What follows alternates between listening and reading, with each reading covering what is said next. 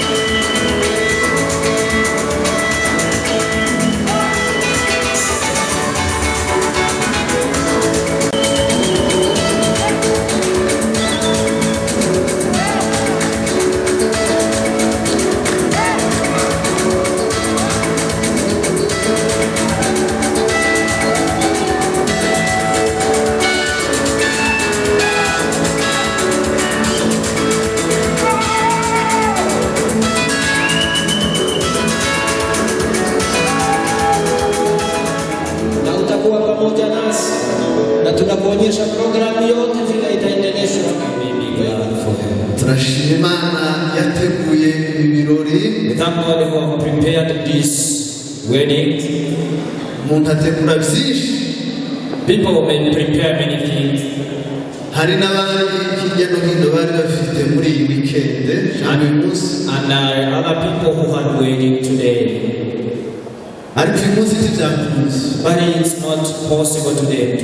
Twebwe ibyo twateguye bikunze. But what we have prepared and become.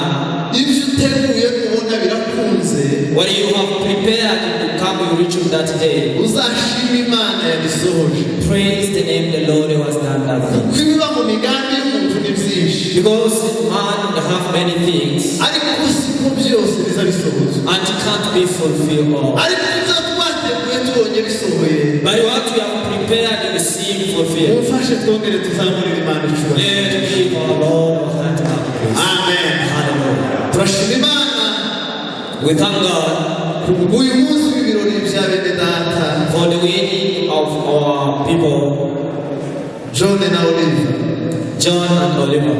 Imana yateguriye uyu munsi w'ubukwe, God who have prepared this day, uyu munsi ukaba wasohoye. and this day has been fulfilled. Kandi turabashimiye mwese And we thank you all, abaje kwishimana nabo. those who have come to be with us. Ndabakiriye mwese I welcome you all mpereye ku itorero rya Nzamure, from the Church of Rock Ensemble. abakuru n'abatoya, We train to the youth and all people.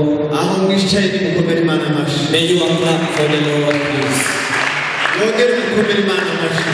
Clap for the Lord, please.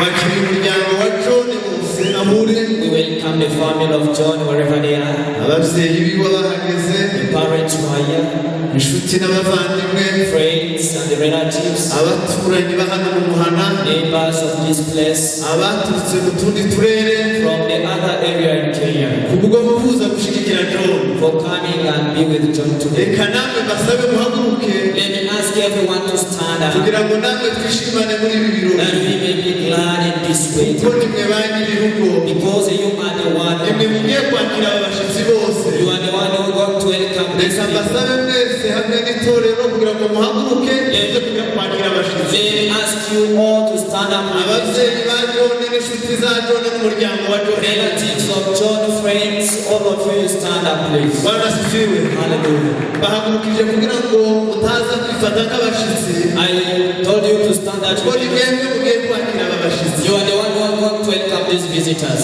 Amen. Amen.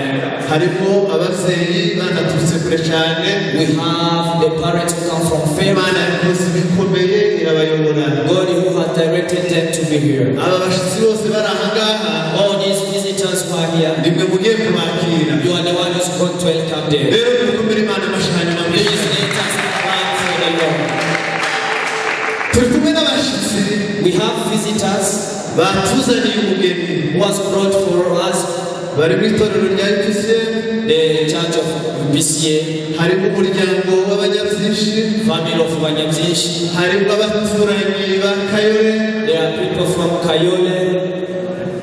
Nabivuze nabi, naregeze ngo wenda naritambitse, ariko kuko naritunganije ni amahoro, kandi niba hari aho nagushije muraza kubatunganya. Narivuze yuko ariko bashyitsi turi kumwe uyu munsi, These are the visitors we have today. harimo abashumba ba Oliva, Oh, we have the pastors of Olivers. harimo ababyeyi be, They have their parents, harimo abaturanyi, neighbors, mwese all of you. reka mbasabe muhaguruke Let me ask you to stand up. kuko niwe bashyitsi dufite uyu munsi. You are the visitors we have today. Ni abasirimu bahagereye They have come on time. ibikorwa bakoze, Imana ibahumurije. While you are coming, God bless you. Nabikoze neza cyane, You have done something great, kandi mwaje muri benshi. and you come when you are very ready. Reka bicaye twese tubakomera Let amashyi, us clap for them, please. mwicaye mugubwe You neza. have your seats. And you continue to be with the Lord. Dukomeze twishimire ibirori by'abana We bacu. continue to be glad for Turi us. kumwe n'abashyitsi baduteranije uyu munsi wa none. We have the people who have made us to be here today. Ni abageni bacu, They are light. nibo dufite uyu munsi, They are the one we have today. nibo twari dutegereje, They are the one we have been waiting. nibo twakomeje gusengera, They are the one we have been praying for. kandi twari tubifitiye amatsiko. And we have very curiosity because of you. Turashima Imana yo mu ijuru yabisohoye. And we thank God who has done this. Reka mbasabe bahaguruke Let me bose, ask them to stand up. hamwe n'ababambariye Those people who are with them. n'ababahagarariye nk'ababyeyi. And their parents.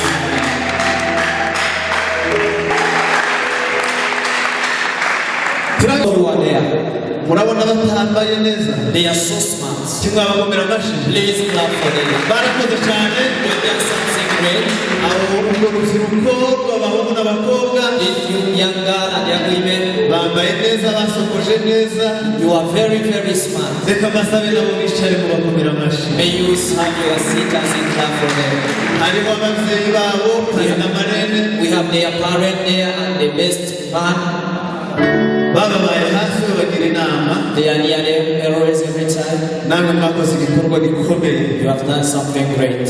namwe turabishimiye cyane We are so glad because of you. mwakoze igikorwa cyiza You have done something good. imana y'ijuru ibahe umugisha May God bless you. reka nabo bicara hasi tubakomera May amashyi you have your seaters and clap for them, please.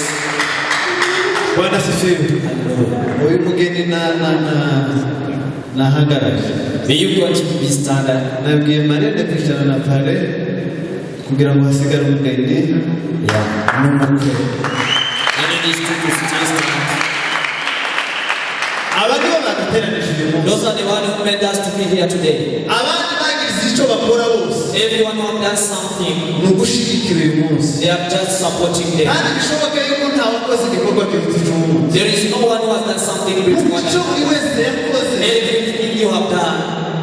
yagikoze abikunze You have done it with all your heart. twishimiye abana bacu We are so glad because of our children, john John na olive and Oliver. tugiye kubakira We are going to welcome them hamwe n'abandi bose and everyone who are here. reka tuzamure ibiganza tubakire Let us put our hand up as welcome them.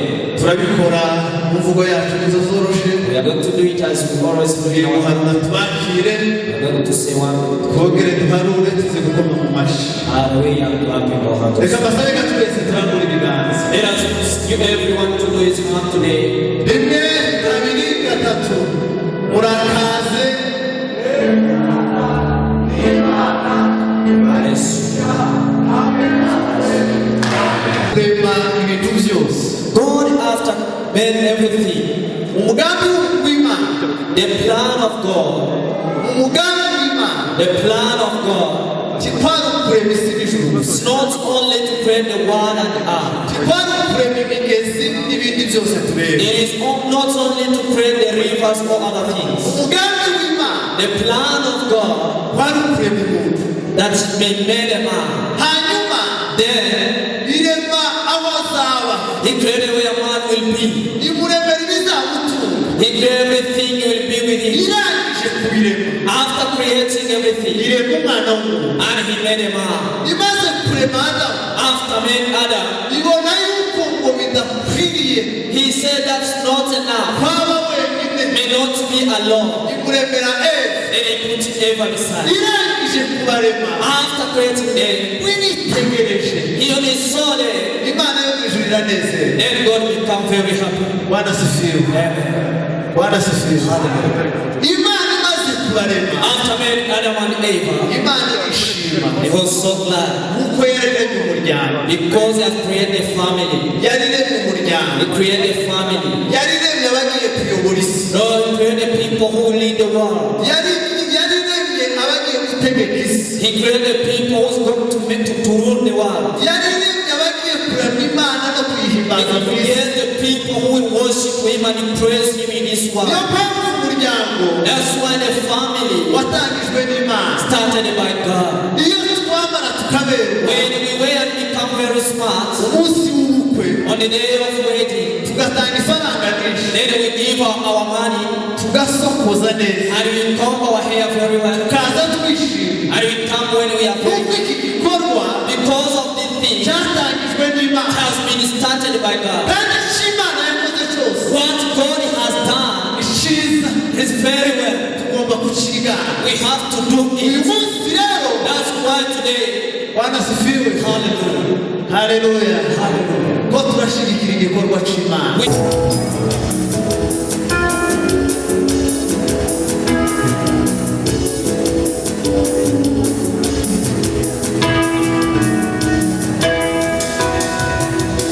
Imana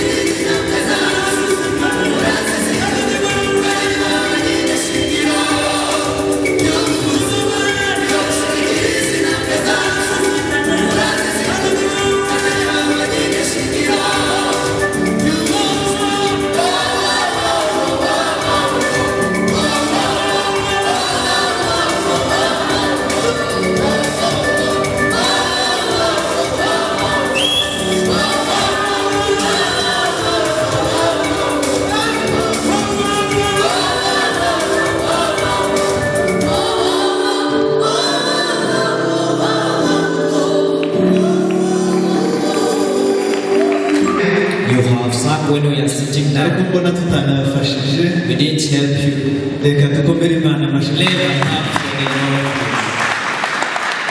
tugiye kwinjira mu wundi mwanya We are going to go in the other program. kuza kwakira umushumba Welcome our reverends, aze gukomereza mu wundi mwanya usigaye that he may continue with until the gusezeranya indowa zacu to come and wed. karibu maze kuvugisha. Please welcome Reverend.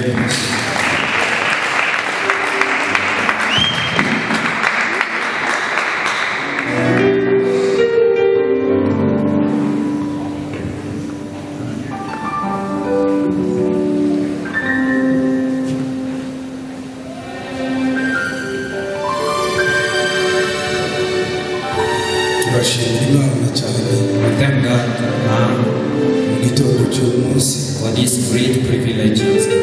kuko uyu munsi twari tubitegereje cyane. We have been waiting this day. Kuri njyewe ubu hamaze hafi umwaka wose tuvugana n'umusore ko afite ubukwe. To me, it's good here that I have been talked to. rero kuba ari uyu munsi bibaye Imana yawe icyubahiro, Because this today we glorify the name of the Lord. kandi bikaba bibaye muri iki gihe nibura dushobora guterana. And let's come now when we can even come together. hari aho amakwe menshi ari kuba badafite access yo guhura ngo abantu bishimire. Many places around the world, people they don't meet together. rero kuba dufite umwanya twebwe Imana yawe icyubahiro. Because we have that time, glory be to God. Amen. Amen. ndashimira abatuzaniye umugeni Imana ibahumisha. I thank all those people si who neza brought. Imana ibagirire neza. May God bless you so much. ndakira abashumba baje ngo dufatanye umuhango Imana ibahumisha. I welcome also the Reverend and Pastors for you. ndakira abantu bose baje mu muhango mwiza wo gutanga umugisha. I think everyone have come this wedding. uyu ni umunsi wo gutanga umugisha. This is the day of giving blessing. bituma ari umunsi wo kwishimira kuruta ubundi. It's the day we have to be happy more than other days. sinzi nabonye abantu twakonje cyane. I know it's very cold. I'm seeing people, they're very cold today. gusa niba umuntu amuhisha amarangamutima ntuzi umenya niba yishimye cyangwa atishimye. You can't know someone when he has had the emotion. ariko Imana ibagiriye neza, mwibuke ko turi mu bukwe. Remember that we are in the waiting. Amen. Amen. kugira ngo tutaza gutinda kubera umunsi w'ubukwe urimo imihango myinshi ikorwa. Without taking time, yongera nsome icyanditswe pasiteri yasomye. I'm going to read the book of where Pastor read. arimo kubwiriza cyane. We are not going to preach so much. araza no kuhadusomera. He's going to read for us. niturangiza dusome mu Batesalonike ba kabiri Thessalonians. Second Thessalonians n'umurongo wa 16. 3:16. zahumetswe n'Imana ibyanditswe byera byose byahumetswe n'Imana, kandi bigira umumaro wo kumwigisha. icya mbere ni ukukwigisha, bigira umumaro wo kwigisha umuntu kwigisha umuntu no kumwemeza ibyaha bye. icya kabiri kwemeza ibyaha To byawe, make you to accept your sins. no kumutunganya icya gatatu To bikagutunganya. make no you kumuhanira gukiranuka, kugira ngo kugira ngo umuntu w'Imana abe ashitse afite ibimukwiriye byose, wakorwe imirimo myiza yose. Amen. umwanya mutoya ndashaka kuvuga kubaka ubuzima bwacu ku ijambo ry'Imana. In a few minutes, I'm going to say that to build our life on the God's word. kubaka ubuzima bw'urugo ku ijambo ry'Imana. Build our family on God's word. kubaka ubuzima bw'umuryango ku ijambo ry'Imana. I'm going to preach it to the Christian. iki ni icyigisho cy'abakirisitu. It's for Christian. kubaka ubuzima bw'urugo ku ijambo ry'Imana. Building the word of God in your family. urebeye We see behind mu mico n'umubiri, in all cultures and body. umuntu ntiyokwemera ko umugore uri hariya umwe n'umunyabyinshi ku kirenge, undi ni umuzima, ko umuntu yavuye mu wundi. If you see in our eyes, we can't accept this one and this one come from someone. iyo fenomene That phenomenon ni iy'umwuka. is for spirit. rero ngiye kwigisha buke I'm going to preach to you.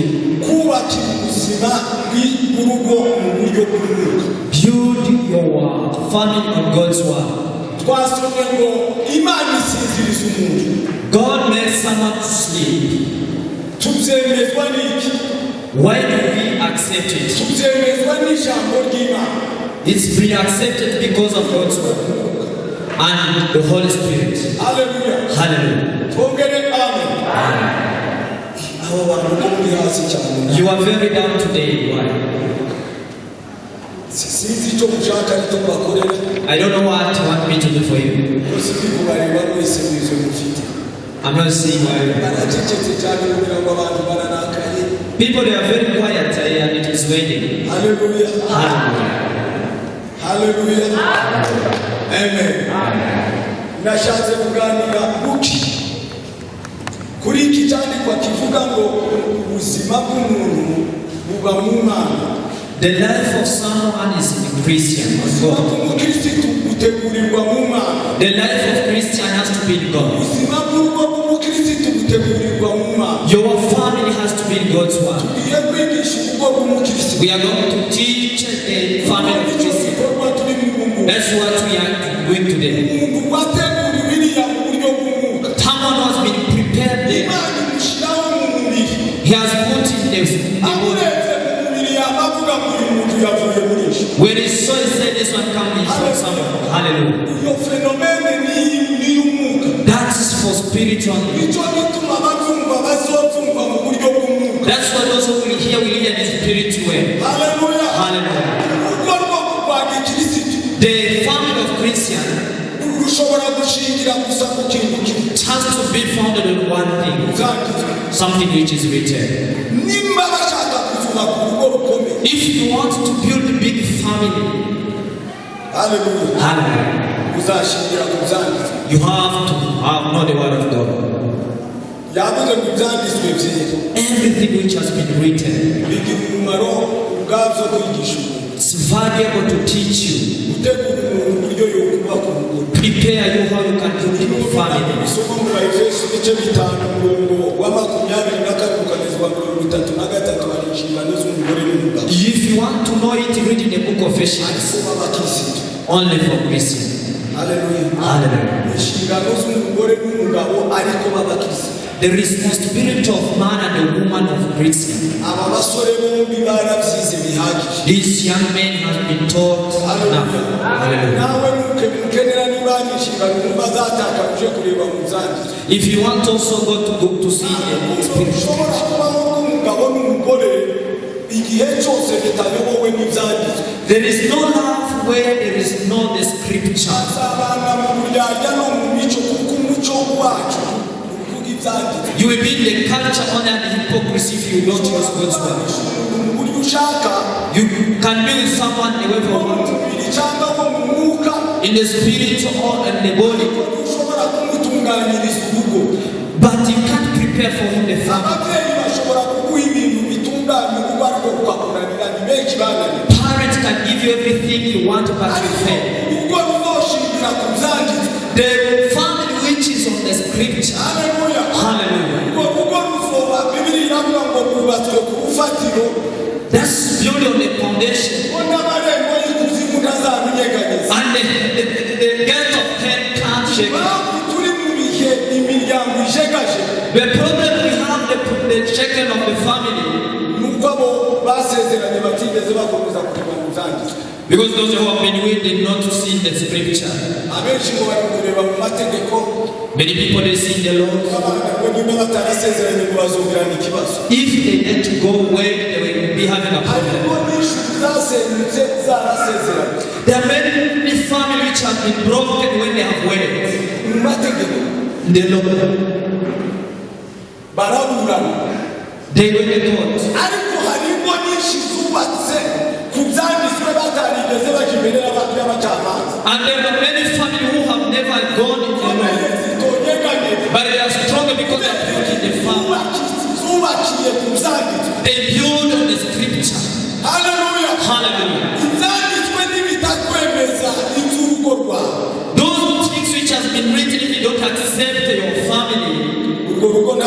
kizovamo. You will never have joyness in your family. Haleluya. Hallelujah. Yeremiya aravuga ngo ijambo ry'Imana rimaze kuboneka. It instantly became the joy.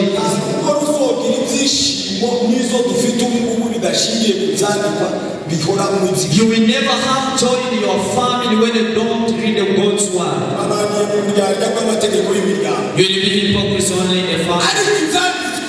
Haleluya. Amen. Ibyanditswe ushingiye urugo rwa ibyanditswe. The scripture only. Urugo harangwa ibibiri. There are many things in that family. Ibyishimo n'umunezero. If you build in God's word, you have the joy. Psalm 118, umurongo wa 15 verse 15. aravuga ngo ibyishimo n'umunezero ngo bivugirizwa impundu ngo mu marembo y'abakiranutsi. Just two things. Bishobora kubana ariko nabi. You may be together in bad way. Bibiri ivuga umugabo ushobora kuba ari uwa kamere. The Bible says the man who can be someone of the body. N'umugero ntazi ariko Bibiri irabivuga. The Bible says, ariko nje ndabivuga kugira ngo mubyumve. I want to tell you that you may understand. Umugabo ushobora kuba adakijijwe. The carnal man. Hallelujah. Hallelujah. Ushatse umugabo ukijijwe. When you marry someone who is born again, cyangwa umugabo ukijijwe umupagani. the woman who is a pagan, ushatse umugabo ukijijwe. to marry to man who is born again. Bibiri ivuga ko umwe muri bo agomba guhindura undi. The Bible says one of you must change someone. kugira ngo urugo And in that family wubakire ku buzima bw'ijambo ry'Imana. may be built on God's word. Haleluya. Hallelujah. ariko iyo banemeranywe umwe agahinduye undi. If someone can't change another one, wabwira umukirisitu. may change him to be Christian. urugo wubakira ku ijambo ry'Imana. You can't build on God's word. wubakira ku mico y'iwacu. You build one on your culture. wubaka ku musenyi. Only you build on the sun. When the earthquake comes, that family will be fallen. I'm not preaching to this. I'm telling everyone. Christian, the family of Christian has to be built on God's word. When you come out of God's word, you have come out of the family. Let's not be mad because you have money and other things. The family is built. Might be only for one leg, but when it's not for God. But the God's word, it changes the heart. You remove the heart, the clothes, you remove everything. Only one thing, God's word. And it can't be shaken. Glory be to God. Amen. Let's continue with this program. Have you understood? Bring them here, please. Bring John. This is what they place maybe just like that.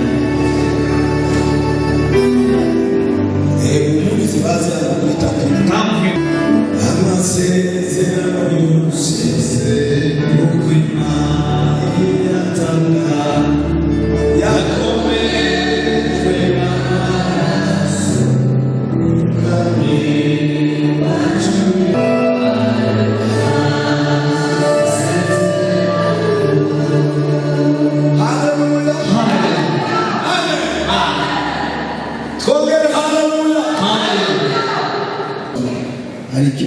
Just they want to give us.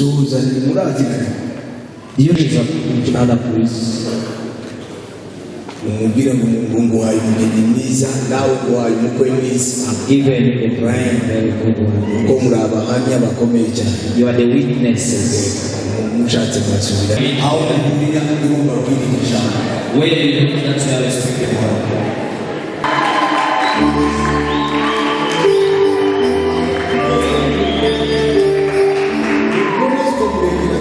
Please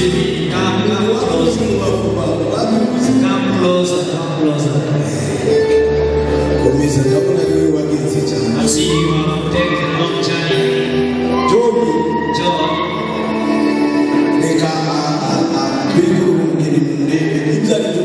every moving man will see.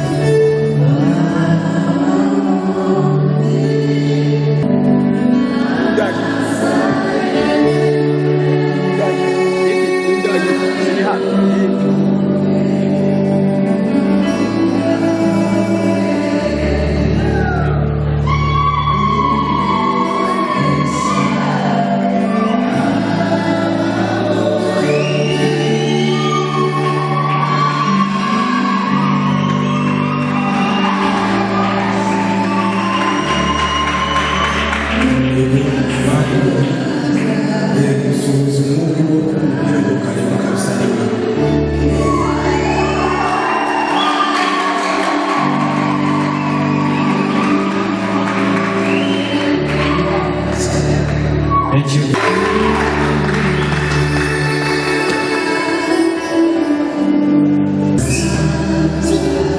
Mostra com a catena. Uzaza musubira mu by'ubuvuzi. Ndakwemereye wowe Mede Olive kumbera umugore wanjye w'isezerano ngo tuzobane akaramata uhereye none mu butunzi no mu bukene mu byishimo no mu byago urwaye cyangwa uri muzima nzaja gukunda wubahe gukundira umuryango ngukuyakuye kugeza ku rupfu rudutandukanije cyangwa Yesu Kristo agarutse mbirahiye imbere y'Imana n'imbere y'abantu Imana izabifasha.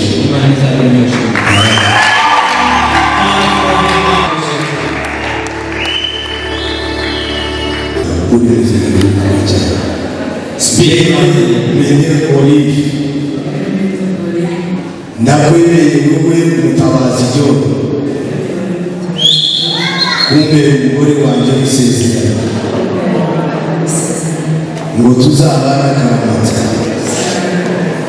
uhereye none mu butunzi no mu bukene mu byishimo no mu byaha urwaye cyangwa uri muzima nzaja gukunda kubaha gukundira umuryango ngukuyakuye kugeza urupfu rudutandukanije cyangwa Yesu Kristo agarutse mbirahiye imbere y'Imana n'imbere y'abantu Imana izabifasha.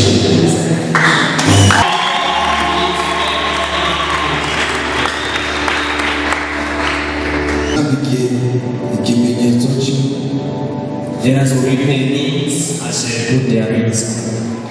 Nakumbuka cyane muri Yesu w'Imana y'amasezerano y'abana bacu wayicuye ngo warabarinze n'amagingo umunsi wo kwandika impeta n'ikimenyetso cy'urukundo bacuranye kandi bitagiherezo turabasabira kuzakundana ubuzima bwabo bwose bazaba ubuzima bwo kwishima kuzakora Imana byatubwiye bazakundane kakagufuka ko mu magufa ye kandi bazabane kakara ko mu mara ye bazabane kandi bazatandukane n'abandi bose ariko bagumane icyubahiro cyinshi Imana rero turagushimiye kandi tubaha icyubahiro cyose kubwa Yesu. arakoze. Thank you very much.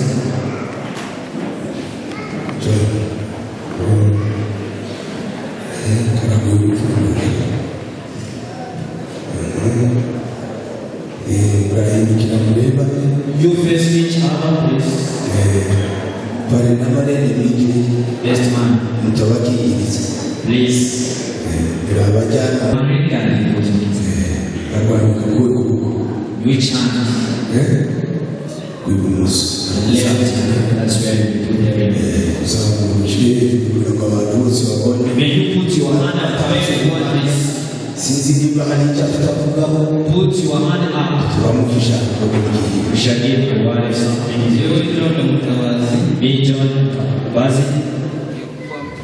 Yes, we have. I put you listening today. So are you going to go to the moon? It's marvelous means that I love you today. But I love you before the creation of the world. I'm the one of the Lord saying,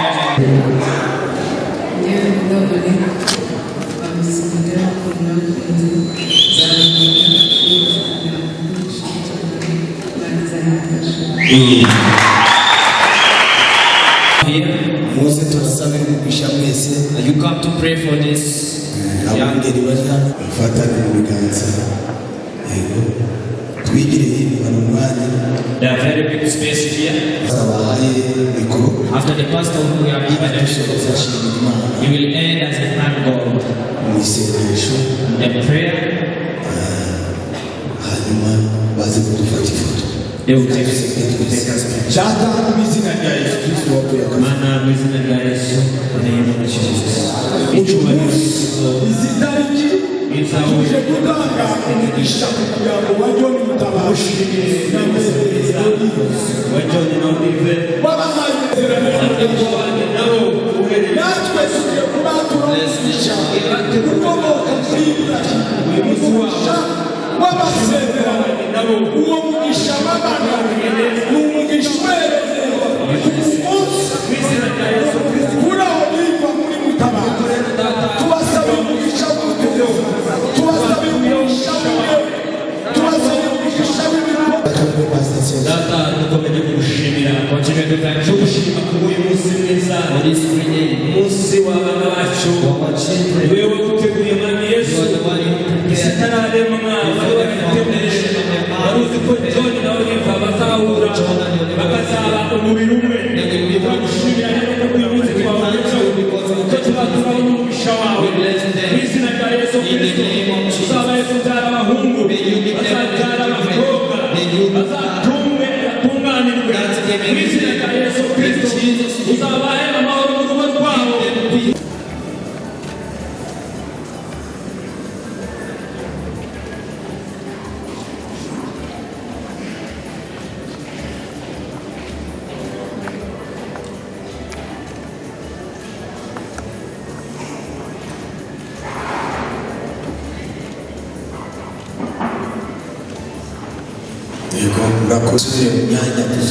Those who are here today, when you go back to our seats.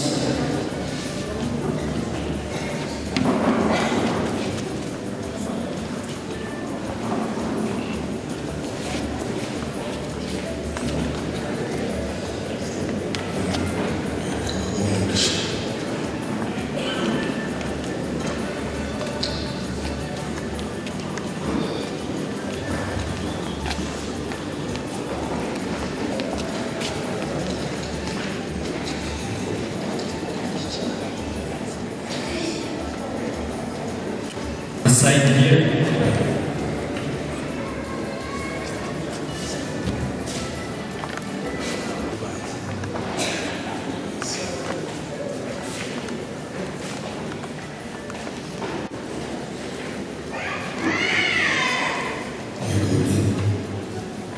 Next.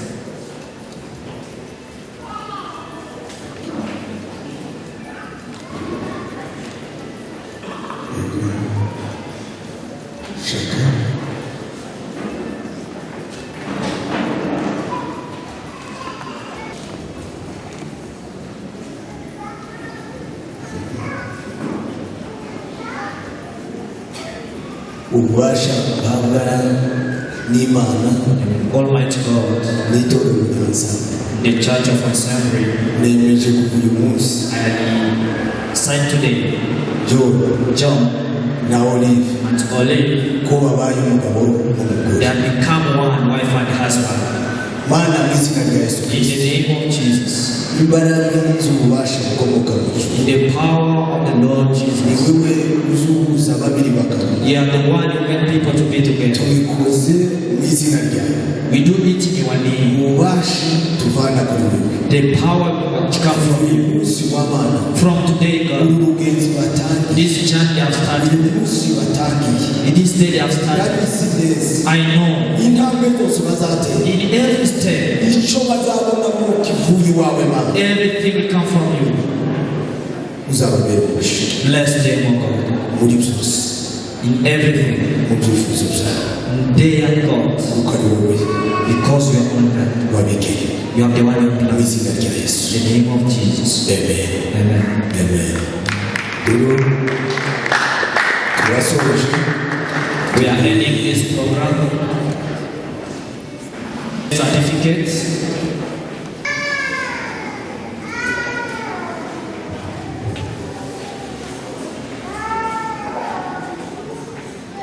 ariko mwenda murebaho Because I used time when I was seeing on it. tugiye kubyina igisirikare We are going to praise the Lord. ikiminota kacu Just for 10 minutes. iyo nasigaje yose There are minutes which I have left. igisigara cyiza We are going to praise the Lord. cyiza kabisa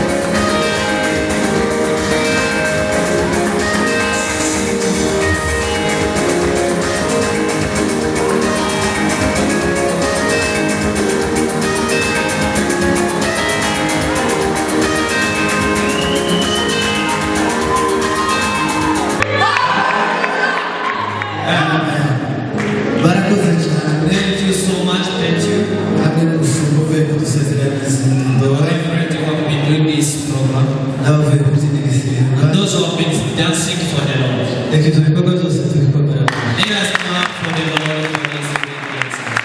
imana ibamugisha May God bless you so much.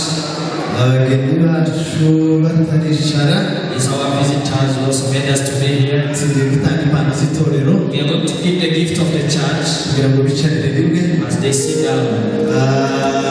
abanyitorero barabizi ko tubikora Church knows what we shall do. ndizera yuko bateguye impano zabo I know the church has kandi prepared the gifts. bazifite mu biganza They have those gifts. abanyitorero nizere ko mufite impano zanyu mu biganza I think that you have your gift in your reka hand. nsabe abafite impano y'itorero Maybe ask the one who has the gift of the abadiyakoni bose church, batambuka n'abavugabutumwa the evangelist and other people, kugira ngo iyo mpano ize gutangwa and we give this gift. sabe na revera atambuke Let me ask Reverend hamwe dutanga iyo mpano as we give this gift. kize gukurikirana n'iya korali Giovannis hamwe n'urubyiruko The second is in the Giovanni's choir and youth, abamama bategura iyabo and our mom bring their gifts after. dusorezwe n'iy'abayumbe At the end, the intercessory. barakoze cyane Thank you so much. ifoto imwe imwe yihuta One picture very fast kugira ngo baze kubisa abandi as they dance. abafotowe abafotora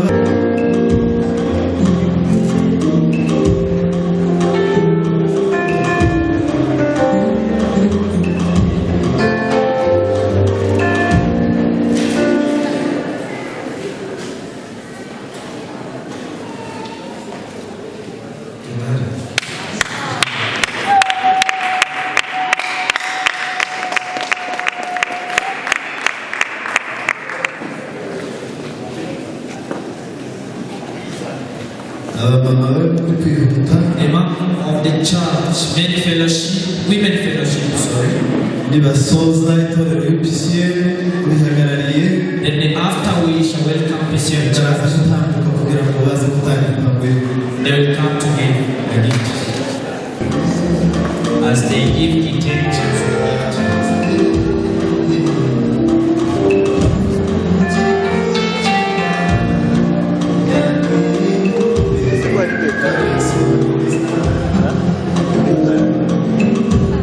impano y'abamama This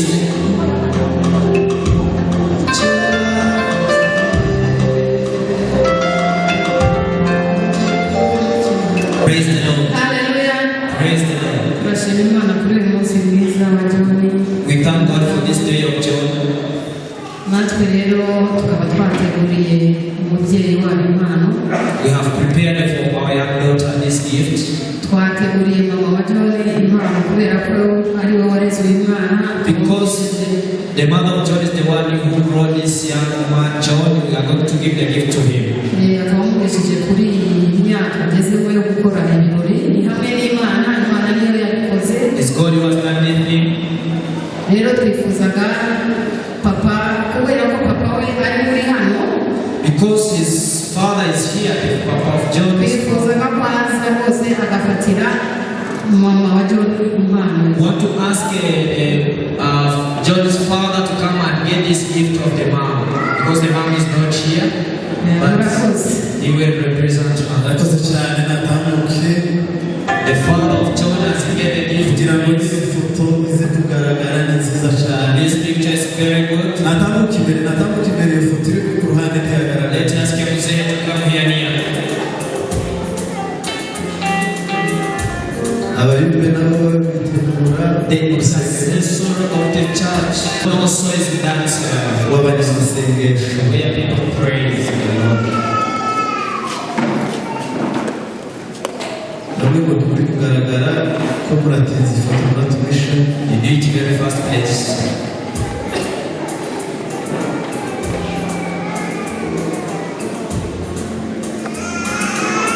Ask the pastor of UPCA to come. Children, praise the Lord. Let's put our hand up as we praise the Lord. abakristo itorero rya UPCM Christiani z'abamama Let me ask the people who are Abayobozi. UPCA. ndetse na minisiteri ya perezida batambuke kuko bose bafite impano natwe turihuta Such a ministry abona is babikoze neza very fast. UPCL Church, as they give their gift.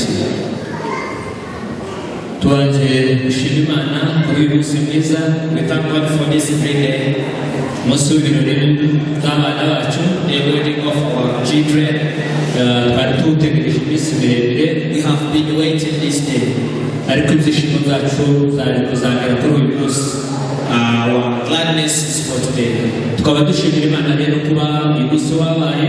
We thank God because of this day. umunsi w'ibirori wa John na Olive, This is the wedding of John and Oliver. bakaba batweretse ibirori byiza. They have showed us very great ceremony. Imana mu ijuru ihabwe icyubahiro. Glory be to God. ikindi turashimira Oliva. We thank to Oliver. Oliva rero yari umukristo w'itorero y'Ubuciye Christian. Oliver was been the church member of UPCA. yari umukristo. She was born again Christian. umwana mwiza. Very good young girl. yabaye umudiyakoni atarasengerwa. She became deacon when he was not yet being prayed. kuvuga ngo imirimo y'itorero yose, The work of the church, isuku y'itorero, cleaning the church. niwe mwana wagaze uzinduka mu gitondo abandi bose bataraza. She is the one who could come in the morning in the church to do every cleaning in the church. yatwereye imbuto nyinshi. He has made very much fruit for yari us. inkingi y'itorero. He has been the pillar of the church. turamushimira rero kuba Imana yaramufashije We thank God because God helped him. akaba ageze kuri uyu munsi wo kutwereka ibirori.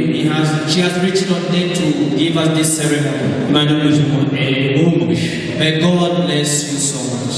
hanyuma rero tudatwaye umwanya muremure, Without taking time, itorero rya Ensemble in Sembrero Church, umukristo mwiza tubazaniye. we have brought for you very good Christian. She has been a good choir member. ndetse akaba n'umukorerabushake kuko mbibabwiye. She always do everything for free. rero mumwakire May you receive her. abe urugingo rumwe itorero rya She may Ensemble. be one body in Christ in Ensemble. hanyuma rero mu rwego rwo kubashyigikira, Then as a supporting this young family, natwe twabageneye Bibiliya we have brought for them the Bible. kuko umushumba wa Sezarije yabibabwiye. As Pastor says, aha niho hari inama yose, the advice always is this Bible. niho hari ubwenge bwose, The all knowledge is in the niho Bible. hazava ibizabatuma kuzageza ubuzima bwabo bwose. That's where come everything which grow them in all their life. rero reka nsabe nanone abadiyakoni Let me ask the deacons. baze tubashe gutanga iyo mpano.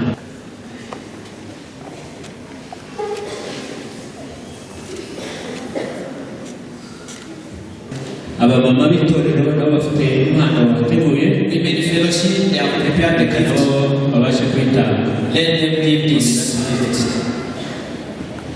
yesu ashimwe. Praise the Lord. natwe dushimiye Imana kubw'ibirori by'uyu munsi. We thank God for this wedding. kuko yabishoboje Imana ishimwe. God who have made it. rero Glory be to natwe God. abamama b'itorero The women fellowship, dufite impano ariko twayigeneye umubyeyi wa medo. we have prepared the gift to rero twasabaga ko mama nawe yaza akayidufatira kugira ngo ayimudushikirize the gift of Mama Oliver. yambuka kugira ngo tubashe kuyimushikiriza.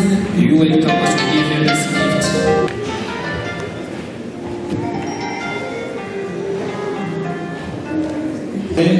twumve ikoraniro riva yaririmbagamo. Where she has been a singer. Bwana asifiwe. Praise the Lord. Dushima Imana kubera yuko tumaze kubona. We thank God because of reached on this day. Ntabwo turi bukoreshe kubera amasaha. We are not talking so much because of time. Gusa twishimiye We are so glad of this wedding. tunacyanezerewe. Our hearts are so full of praise and worship. Niwe wasubiye ifaranga She's the one who was the treasure of the choir. kandi twazimuzanye. Then we have brought this money. Twazimuzanye. We have brought that man to her. Rero iyi ni kanini cyane. This is a very big house in our culture. Uze kubafasha wowe. Let us give them this gift as singers.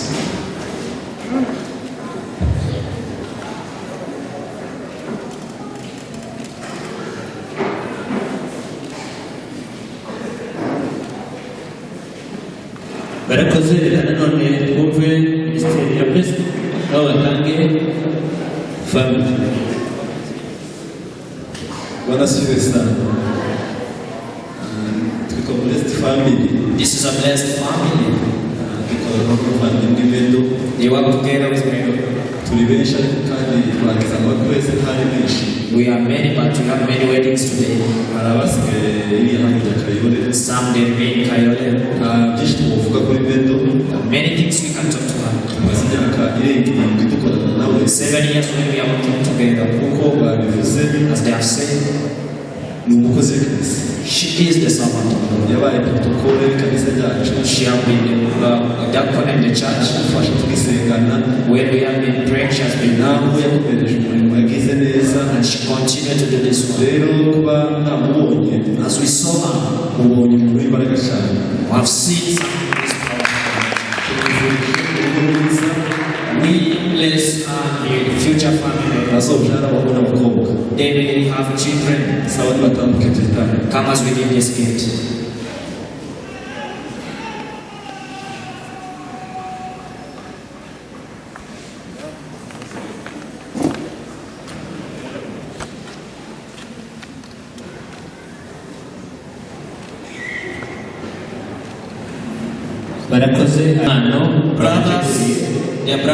The brothers bringing the family.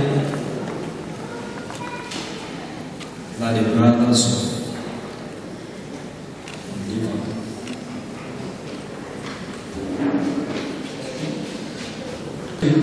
Soje dushimira by'ukuri abantu bose.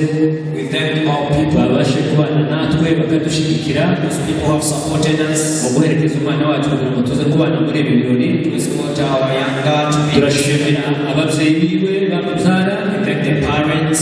Turashimira basaza biwe. Thank the brothers. Turashimira itorero. The church. Mwakoze imirimo myinshi kugira ngo uyu munsi tuzabugereho. That we may reach on Imana y'umugisha wamugisha. God bless you. Thank you. This year, church, thank you so much. Imana y'umugisha. May God bless you. Abageni bacu bihangane gatoya turashuje.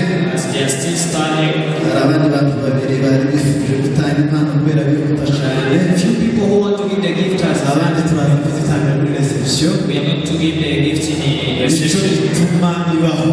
That's why it is there. Kugira ngo tuze kwitanga muri izo mpano. That's why we shall give those gifts. Ambassadors Ministry. Ambassadors Ministry.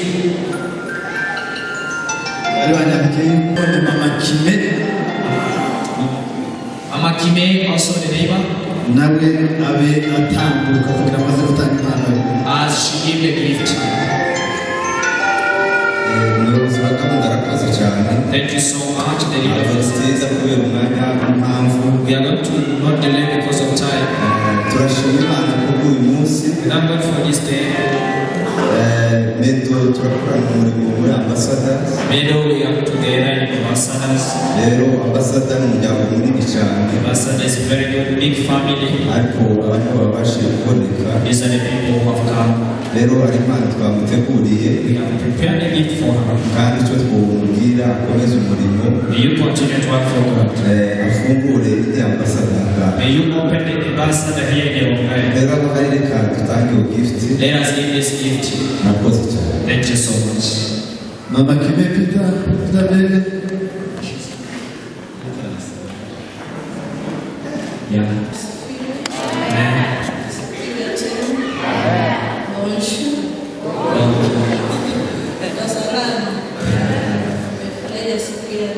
Turishimye cyane.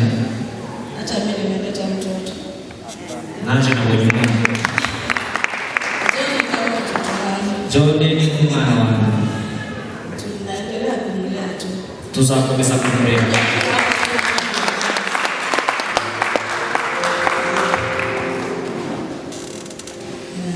Namwombea mema.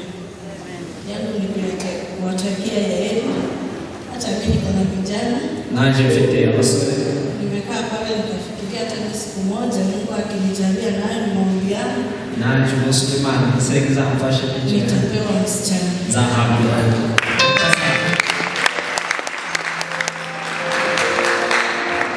Nimesikia furaha sana. Nishimye cyane. Ndio ikianza hivi. Vitani. Yote ni sawa. bitangiye kujya bizaba neza cyane. Mungu awabariki sana. Mani wakumusha cyane. Mungu ni familia mzuri. Ugire urugo rwiza. Awape watoto wengi. Azabaha abana benshi. Nitoe wasichana huko. Wangu ni vijana, nitoe wasichana wapi? Huko. Hata mimi nataka wakoma.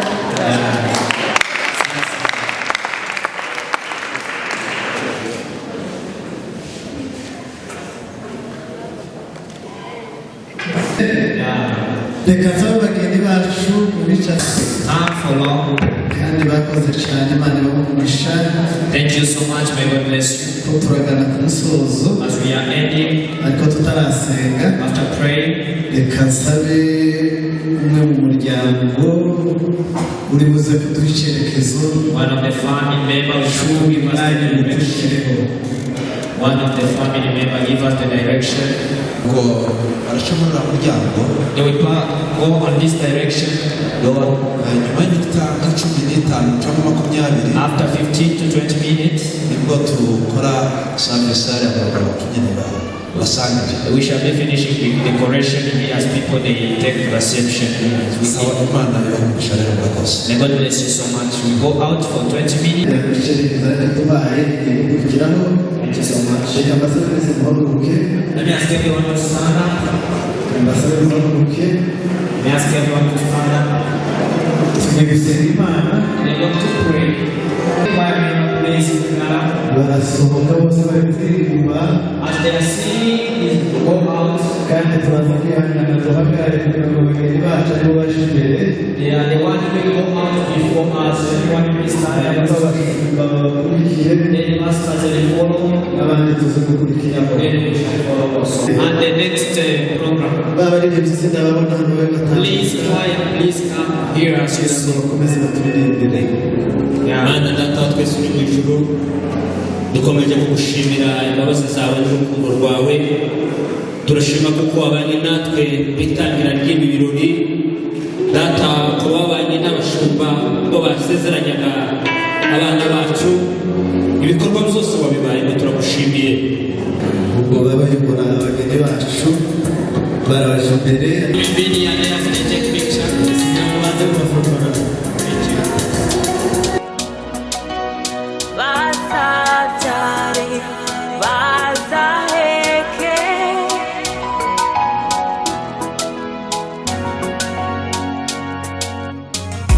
Uyu ni umunsi mwiza w'abavandimwe bacu, bifuje kurushinga